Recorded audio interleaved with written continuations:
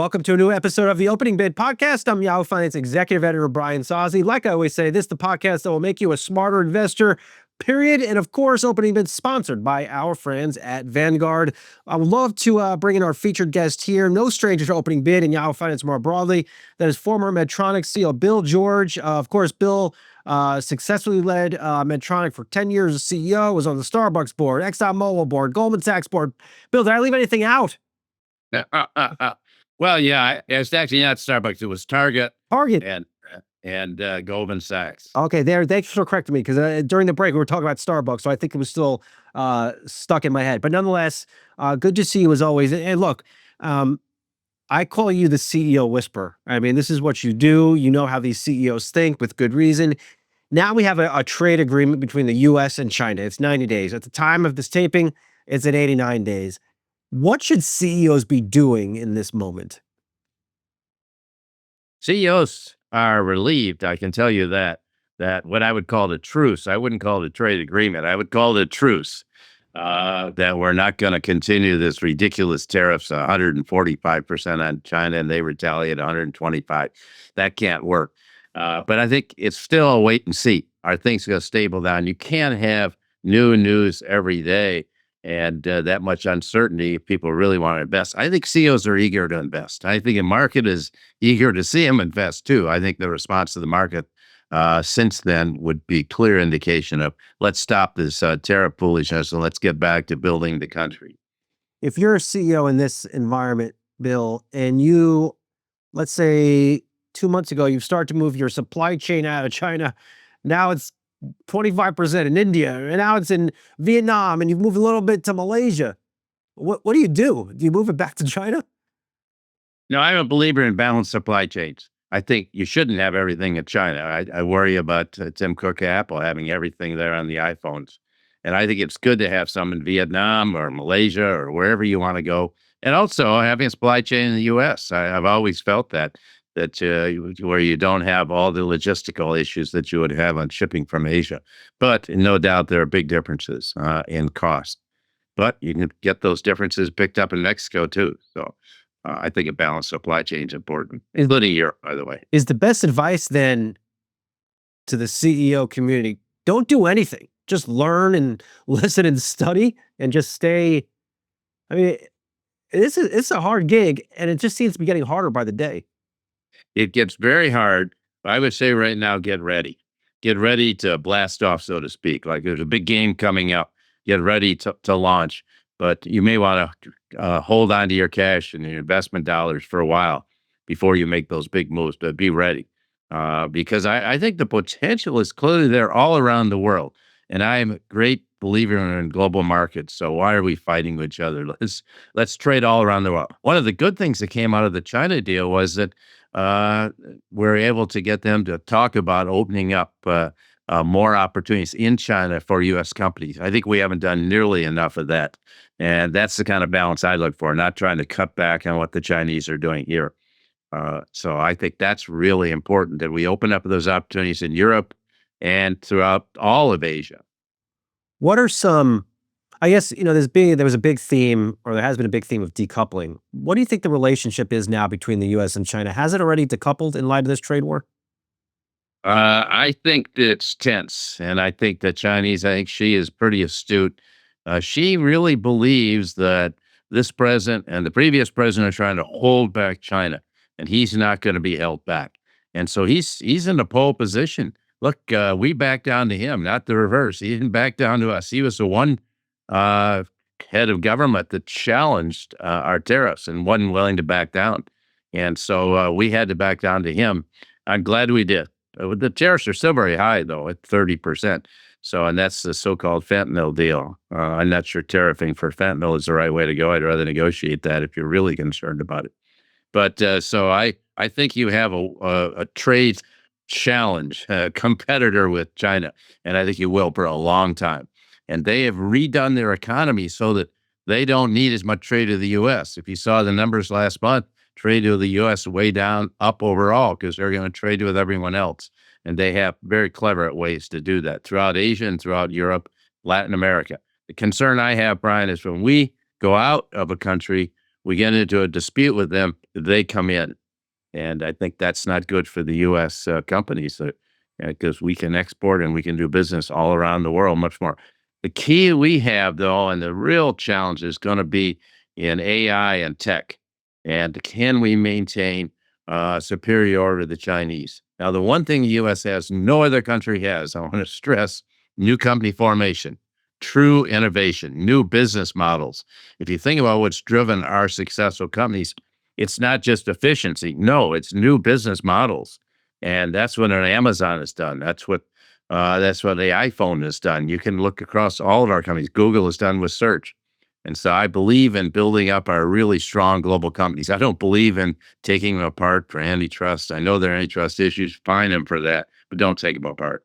What are your thoughts then on these AI chip export controls?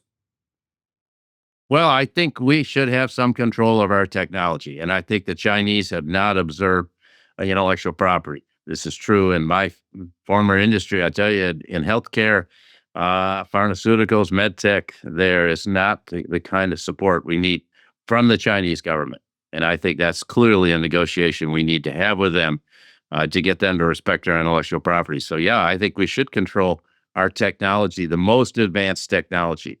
You take an Intel. Intel was doing $5 billion a year in China, but they were selling them one generation old chips. So, and I think with the Nvidias being so much in the lead, we need to keep control and that leadership. We need to support these companies because they're national treasures for the U.S. I loved what I follow you on LinkedIn, and I loved how you put in a recent post. What we've seen, and I hope I have this right, on the trade front, we've seen, quote, relentless chaos. Is this chaos over now that we have this, not an agreement or a thaw, a standstill, whatever you want to call it? Well, we're right in the middle of it. Yeah, the tornado's still swirling around us. Don't kid yourself. And every CEO knows that. And everyone's waiting to see, well, what's going to change tomorrow? Today we're going to do a deal with the Saudis, and tomorrow we'll do a deal. We just did a deal with Qataris, and tomorrow we'll do a deal with the Emirates. I mean, let's see what happens. And I think that level of uncertainty is still causing people to hold back on investments. But I think they've got to move forward. You can't hold off forever. So everyone's looking for an opportunity to invest. But I want to see our companies invest globally so the U.S. companies can dominate the world and we can take advantage of our innovation and technology to be the world leader. It's not going to be through low cost. The idea that we're bringing manufacturing back is the wrong way to think about it. Let's work on AI. Let's work on the technologies. For every job in manufacturing in the U.S. today, there's 8 or 9 service jobs. Let's upgrade those frontline people, make them more effective in healthcare and retail and everywhere else they work. That to me, hospitality. Let's upgrade those jobs, and I think that is critical. Is the president bill running an outdated playbook and wanting to bring back manufacturing here to the U.S.? Well, it's a political playbook. It's you could call it a MAGA playbook. Yeah, absolutely. Manufacturing counts for 8.4% of the jobs. We're not going back to the 50s and 60s. I can tell you that companies are not going to do those kind of investments. And when they do, it's going to be the Intels of the world creating a chip plant. It's going to be, Eli Lilly creating factories that are fully automated. These are all going to be robotized and very few workers. And the workers there are going to be very highly skilled workers. It's not going to be people, unskilled workers. That's again. But I'm advocating that we also upgrade the skills on the service front. We don't count services in the trade balance that the White House looks at. Certainly, we do in all of our statistics. Hey, we have tremendous trade benefits in finance. We dominate the world finance market. Let's build that up.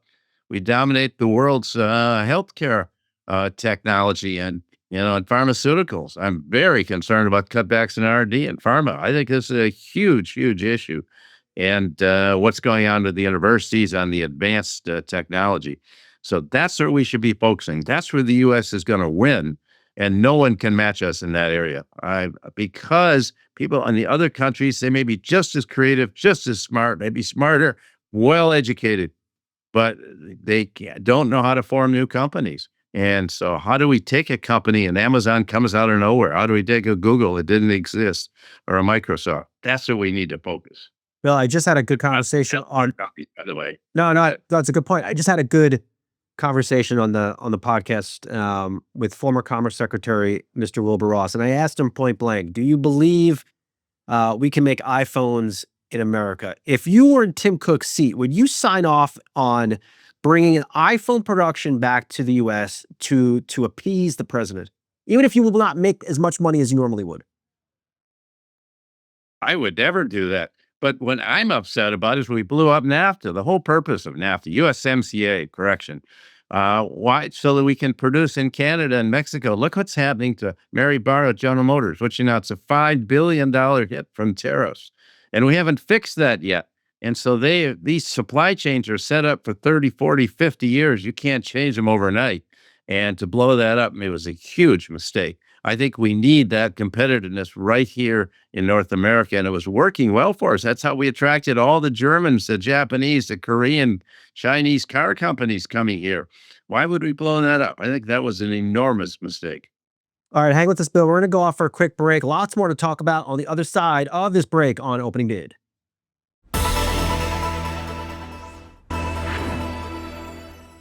All right, welcome back to Opening Bid here at the NASDAQ in Times Square, having a fun chat here with Medtronic, our former Medtronic CEO, Bill George. And I have to mention again, on the target board, formerly on the target board, ExxonMobil and Goldman Sachs. And of course, this podcast sponsored by our friends at Vanguard. Bill, you mentioned Mary Barra, and now we're almost, I've talked to Mary a bunch of times. I mean, best-in-class leader, has run General Motors, for over a decade, responsible for our electric vehicle push. And I look at what she has done. I look at what Ford CEO Jim Farley has done so far year to date. Really been dealt a challenging hand in running these public companies against a trade war. Now that we're almost mid-year, what CEOs that you know or you're watching from afar are doing a good job? Like, you know what? I'm going to give that CEO an A+ because you know what? They're doing okay during this trade war. Well, someone no one talking about is good or probably the best CEO in the world, Satya Nadella at Microsoft. And you didn't see him get trapped in all these gameplay. He's doing the job, and he continues to build Microsoft. Actually, Tim Cook is right up there with him at Apple. So I think he's doing a fantastic job navigating through all this. Those two people. You mentioned Mary. I think, look, Mary's got a very tough hand, but I think she's doing terrific. And Farley's doing a great job at Ford. So I'm very pleased with that. And another one that I would mention that's really done a fantastic job is Doug McMillon. We mentioned me being on the Target board. I'm not very happy with Target right now. They've abandoned their uniqueness, and Walmart is coming upscale to move into their markets, and it's done a great job of that. Target's had negative customer sales, I think, all except one quarter for the last year or two.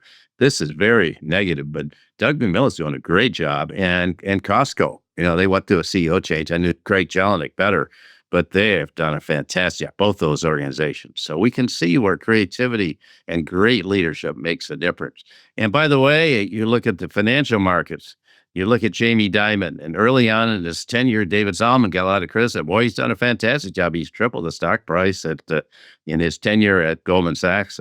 And Jamie just continues to be the leader, not just in American finance, but of the world. And when he speaks, people do listen.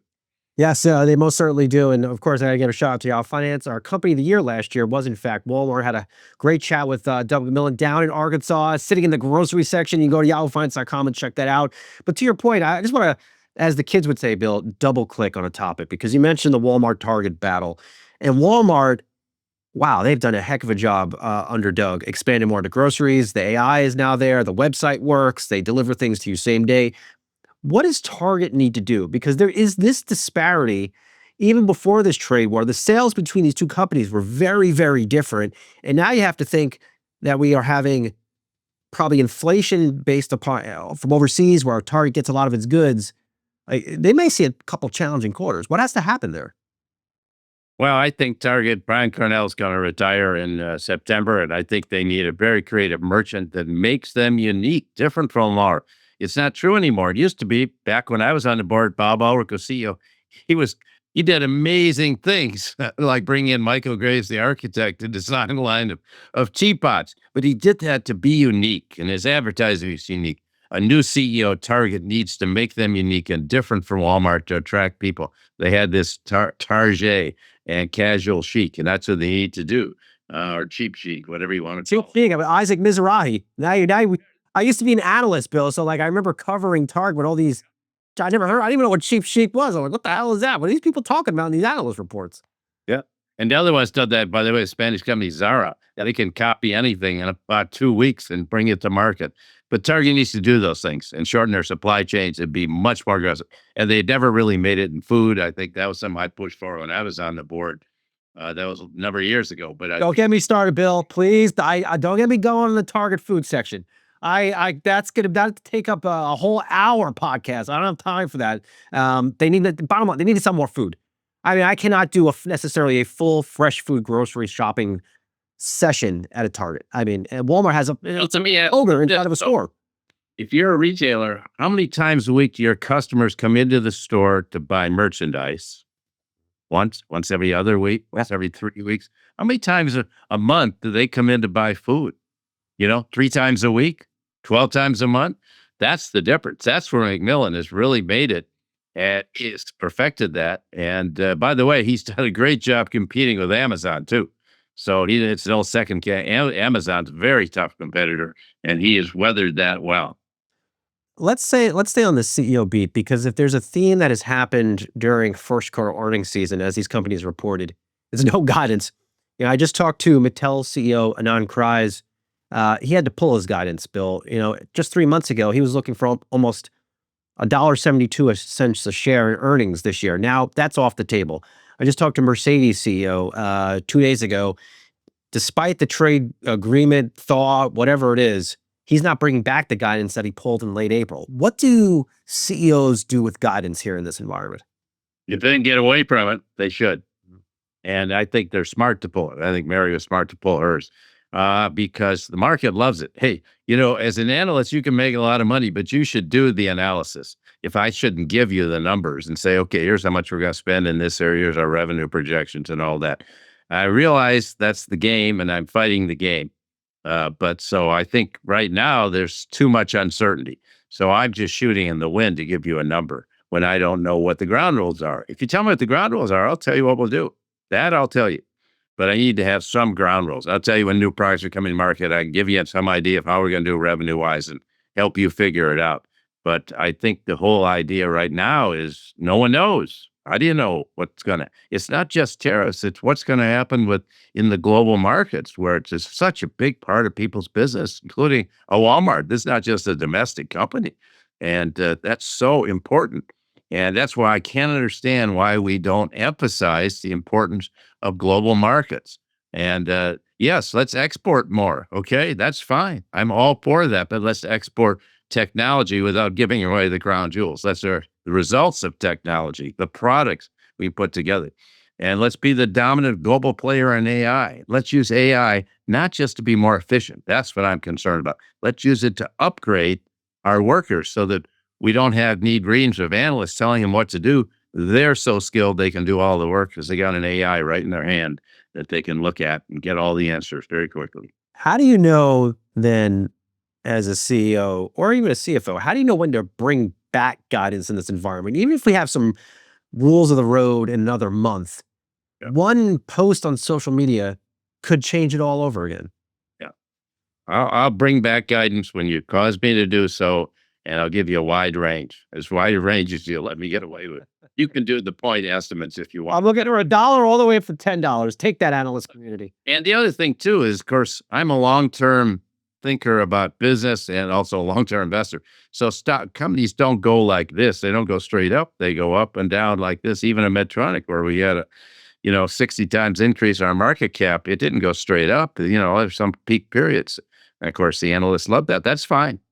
And so as long as we're talking about it, and I'll give my other shot is don't give away all your cash. Cash is king or queen if you want. It's a good way all tip for life. Stack buybacks. Invest in your company, invest in your business, invest in acquisitions. That's what they want to do. And I just want to get some period of predictability so that people will invest it. The M&A market was ready to go in December. I can tell you, you could talk to David Goldman or any of them, and they'll tell you it was ready to go. And all of a sudden, everything went on pause. But those deals are there to be done, and they'll strengthen American and global companies. Lastly, Bill, I'd love to get your hot take on this as we wrap up this episode. What is your biggest concern on U.S. trade policy moving forward? Uncertainty and instability. We don't need a trade balance. We need to open up markets for American global companies and lead the markets. And, I'm a believer in the laws of the economic laws of comparative advantage. If we can take advantage of the better rates in Asia or in Mexico, we should do it. We should be very global in our thinking as companies and have a balanced supply chain so that we aren't locked into one country. Always appreciate your time. Former Medtronic CEO Bill George. Always great to hear your insights on all things CEOs, business, and, well, a little bit of life too. Bill, we'll talk to you soon. Thank you very much, Brian, for having me on. That's it for the latest episode of Opening Bid, sponsored by our friends over at Vanguard. And like I always say, continue to hit us with all of those likes and thumbs up on all the social media platforms and podcast platforms. I very much enjoy all of your feedback. I learn a lot. We'll talk to you soon.